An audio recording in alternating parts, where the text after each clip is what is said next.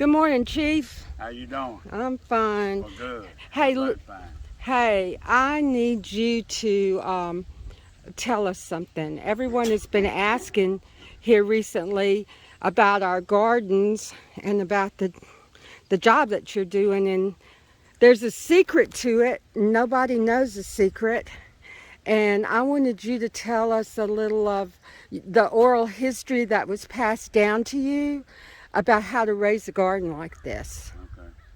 My great grandma lived to be 108 years old, and my grandpa was our chief. And I always worked in the garden since I was a little bitty fella. And they always told me, learn the three sisters. If you learn the three sisters, you can raise a pretty garden. It looks a lot better than other people's gardens. So I never did know what the three sisters was, and I kept asking. And so I learned what the three sisters was in planting a garden. So we use the three sisters, me and Keith, when we plant these gardens, and Mike. We use the three sisters. We don't plant by the almanac. We don't plant how everybody else plants. We plant on our dates that the Native Americans used to plant on. And so we plant them dates, and I explain to everybody, they come out here and they pick in these gardens, they go, it's the prettiest gardens they ever seen in their lives. Some of these people 94 years old that comes out here and gets stuff out of this garden. They ain't never seen a garden as pretty as this, and it raises bountiful vegetables, and they are mostly large. They oversized than what you see in the supermarkets or anybody else raised. But what it is, they think the three sisters is a spirit that looks over this garden, which the Native Americans thought that too. Well, the three sisters is they learn to plant the corn, let the corn get up about 4 inches. Then they come back and plant the running bean beside the corn stalk. As the corn grows, the bean grows up the corn stalk. Then later on, they come back, they plant the squash.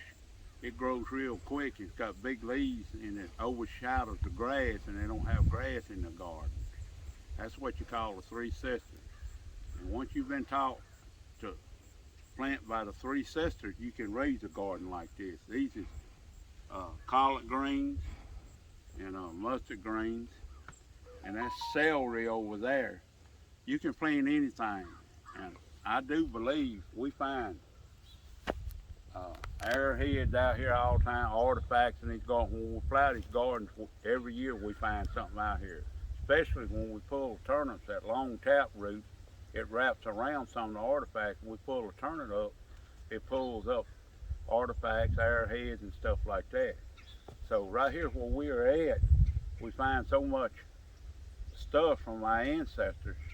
And a lot of people come here and they go, well, your ancestors is blessing you because you're feeding all your people.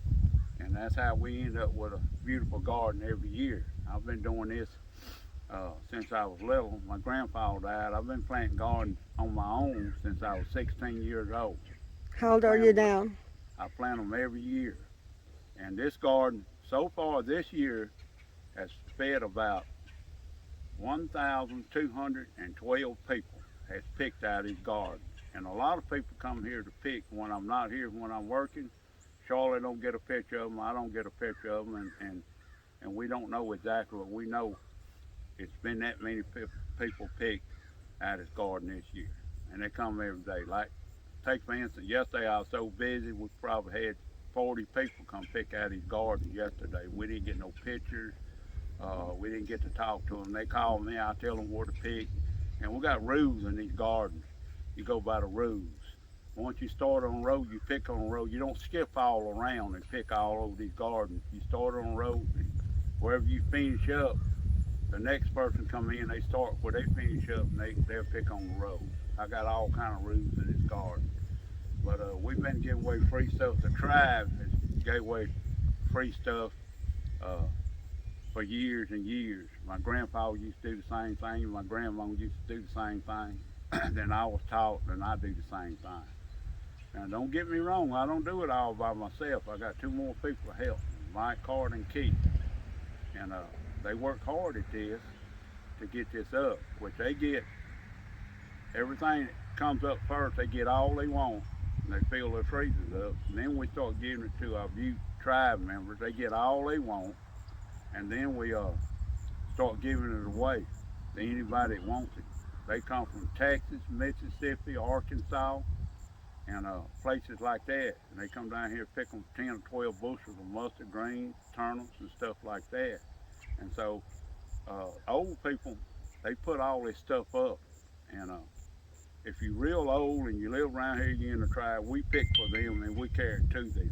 We do that every year because some of them's 94, 87, 89, 90, and they ain't able to pick no more. But we do the picking for them. Help with the expense of it, but the land that it's on and the labor have has always been donated. The seed, it's been donated, and so that's not anything that goes out of the Butte tribe account. It goes straight out of the chief's account. My money. But anyway, we thank you for that. We thank you for the love that you have for your people. It's evident in everything that you do. We're so proud of you and all the things that you do for us and for the community. So we'll say goodbye for now, and we'll come up on another topic, on another tradition or oral history that has been passed down to our family. God bless you, Chief. God We bless love the you. Chief.